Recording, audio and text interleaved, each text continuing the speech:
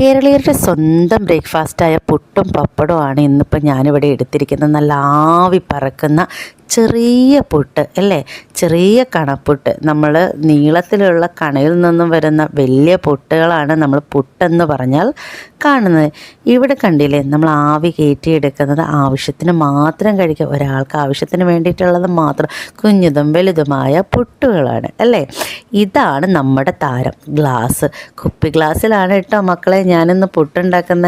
Shape ഇഷ്ടമായില്ലേ? നമുക്ക് ആവശ്യത്തിനുള്ള ഷേപ്പിലുള്ളൊരു പാത്രം എടുത്ത് അതിലേക്കൊരല്പം തേങ്ങാപ്പീരയും ഇട്ട് നനച്ച് വെച്ചിരിക്കുന്ന പുട്ടുപൊടിയും കൂടി ചേർത്ത് ജസ്റ്റ് ഒന്ന് പ്രസ് ചെയ്യുക.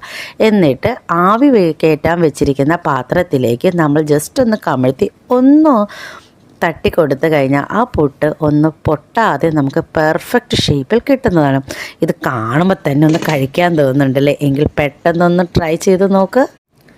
കേരളീയരുടെ സ്വന്തം ബ്രേക്ക്ഫാസ്റ്റായ പുട്ടും പപ്പടവുമാണ് ഇന്നിപ്പോൾ ഞാനിവിടെ എടുത്തിരിക്കുന്നത്. നല്ല ആവി പറക്കുന്ന ചെറിയ പുട്ട് അല്ലേ, ചെറിയ കണപ്പുട്ട്. നമ്മൾ നീളത്തിലുള്ള കണയിൽ നിന്നും വരുന്ന വലിയ പുട്ടുകളാണ് നമ്മൾ പുട്ടെന്ന് പറഞ്ഞാൽ കാണുന്നത്. ഇവിടെ കണ്ടില്ലേ, നമ്മൾ ആവി കയറ്റിയെടുക്കുന്നത് ആവശ്യത്തിന് മാത്രം കഴിക്കുക, ഒരാൾക്ക് ആവശ്യത്തിന് വേണ്ടിയിട്ടുള്ളത് മാത്രം, കുഞ്ഞതും വലുതുമായ പുട്ടുകളാണ് അല്ലേ. ഇതാണ് നമ്മുടെ താരം. ഗ്ലാസ്, കുപ്പി ഗ്ലാസ്സിലാണ് കേട്ടോ മക്കളെ ഞാനിന്ന് പുട്ടുണ്ടാക്കുന്ന. ഷേപ്പ് ഇഷ്ടമായില്ലേ? നമുക്ക് ആവശ്യത്തിനുള്ള ഷേപ്പിലുള്ളൊരു പാത്രം എടുത്ത് അതിലേക്കൊരല്പം തേങ്ങാപ്പീരയും ഇട്ട് നനച്ച് വെച്ചിരിക്കുന്ന പുട്ടുപൊടിയും കൂടി ചേർത്ത് ജസ്റ്റ് ഒന്ന് പ്രസ് ചെയ്യുക.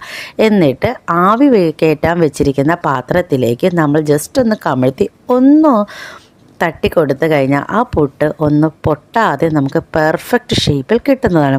ഇത് കാണുമ്പോൾ തന്നെ ഒന്ന് കഴിക്കാൻ തോന്നുന്നുണ്ടല്ലേ? എങ്കിൽ പെട്ടെന്നൊന്ന് ട്രൈ ചെയ്ത് നോക്ക്.